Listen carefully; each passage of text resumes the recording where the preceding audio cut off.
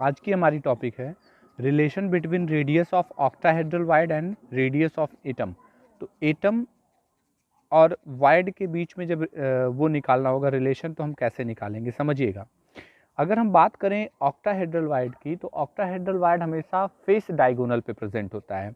तो हम ये किसी क्यूब के फ्रंट पोर्शन को ले लेते हैं जिसे हम फेस कह सकते हैं। यहाँ फिगर में देखिएगा, हमने एटम को दिखाया, फर्स्ट फेस का ए बी सी डी ये एटम्स हैं, और ये एटम चारों कांटेक्ट में जब आते हैं तो इनके बीच में जो स्पेस बचता है, इसकी वजह से ऑक्टाहेड्रल वाइड का फॉर्मेशन होता है। तो अगर ये हम इसी को यहाँ दिखा रहे हैं, मान लीजिए ये वाइड है, तो इसकी जो रेडियस है ये स्मॉल आर है, ये स्मॉल आर है, इधर कैपिटल आर है, इधर कैपिटल आर है, तो ये हो गया। ठीक है, बात समझ में आता है। कैपिटल आर क्या है? कैपिटल आर है radius of atom, small R क्या है? Radius of void. कौन से वाइड की बात कर रहे हैं यहाँ पर? हम ऑक्टाहेड्रल वाइड की बात कर रहे हैं। इतनी बात समझ में आती है। अब चलिए, अगर ऐसा है तो ऑक्टाहेड्रल वाइड कहाँ प्रेजेंट होता है? फेस डायगोनल में, ऑलरेडी बता चुका। और फिगर से ये क्लियर हो रहा है कि A C is equal to कितना होगा? Capital R small R plus capital R small R, यानी A C is equal to 2r plus 2r। इसको हमने इक्वेशन नंबर 1 कंसीडर करिए, याद रखिएगा। ए सी बराबर कितना हो गया?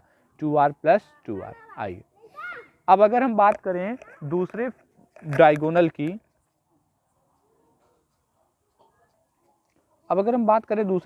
की, तो अकॉर्डिंग टू डायग्राम यहाँ से आप देख सकते हैं। इस डायग्राम को थोड़ा सा आप देखिए। ट्राइंगल ए बी सी की हम लोग बात कर रहे हैं। कौन से ट्राइंगल की? A B C, triangle A B C की बात करें। ये ट्राइंगल दिख रहा है ना, राइट एंगल ट्राइंगल है। तो यहाँ से अगर ए बी बराबर कहें तो आर और आर 2r, सी डी बराबर भी 2r, सब 2r बराबर है। तो हमने उसी को किया है।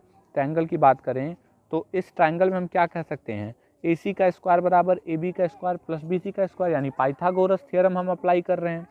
अब पाइथागोरस थ्योरम अप्लाई कर रहे हैं तो ए सी का square is equal to A B का स्क्वायर प्लस बी सी का स्क्वायर। ठीक है, अब देखो ए सी बराबर हम ऑलरेडी आपको बता चुके 2r प्लस 2r, तो इसका स्क्वायर हो जाएगा। ए सी बराबर पीछे दिखाया था ना, 2r प्लस 2r, और यहाँ से 2r का स्क्वायर प्लस 2r स्क्वायर। कोई कन्फ्यूज़न नहीं होनी चाहिए। आप इसको ये भी कह सकते हैं कि ये वाली वैल्यू हमारी कहाँ से आई है? ये वाली वैल्यू आई है from equation first, from equation first. ठीक, समझ में आता है।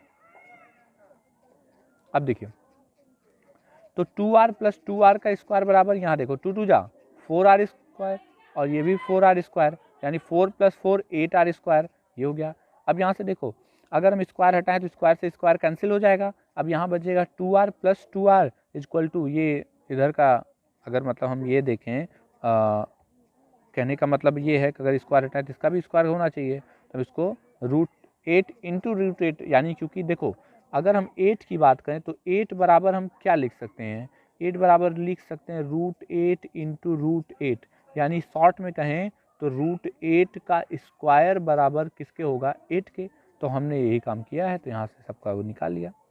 अब देखो 2r बराबर कितने के हो जाएगा? तो यहाँ से 2r स्मॉल आर, तो ये कैपिटल आर को इधर है, क्योंकि इधर कैपिटल आर है तो इसलिए कैपिटल आर इधर वाला भी इधर लाते हैं। तो कैपिटल आर को इधर लाए तो 2r is equal to √8r और माइनस 2r। अब देखो एक बात करो, इसमें से अगर हम 2 कॉमन ले लें, मैं यहाँ पे आपको समझाने का प्रयास करता हूँ। देखो √8 को हम कैसे लिख सकते हैं? √2 इंटू √2 इंटू √2। अब देखो √2 इंटू √2 बराबर कितने के होगा? 2 के होगा। तो √2 इंटू √2 बराबर 2 हो गया, और एक √2 बचा रह गया। तो यानी ये हम यहाँ पे √2 बच जाएगा, और 2r जब कॉमन लेंगे, और यहाँ -1।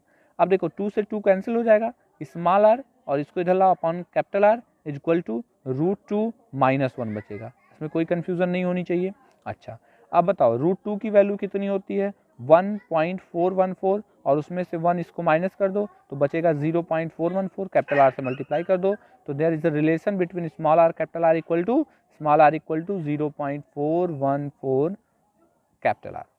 आई होप समझ में आ गया होगा। This is the relationship between octahedral wide and the radius of octahedral wide and radius of atom.